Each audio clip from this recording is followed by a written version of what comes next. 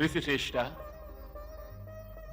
పరంధాముని పరమభక్తుడైన ప్రహ్లాదుని మాత ఇప్పుడు తమ అతిథి.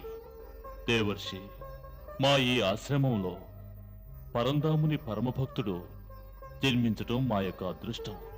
భక్త ప్రహ్లాదుడు కూడా అదృష్టవంతుడే ఋషిశ్రేష్ఠ. కాబట్టే పరమభక్తులైన తమ ఆశ్రమంలో జన్మించబోతున్నాడు. ఇరువురి భక్తుల ఇటువంటి సంగమం యుగ యుగాంతరములలో ఎప్పుడో కాని సంభవించదు. దేవర్షి, ఆ పరంధాముని పరమభక్తులు తమరే. తమ సమక్షమున మేమెంతటి వారమో, తమ రాకతో, తమ చరణ స్పర్శతో ఈ ఆశ్రమము ఎంతో పునీతమైనది. ఋషిశ్రేష్ఠ, మన ఇరువురము మాటలలో పడి కయ్యాదును మరచినాము.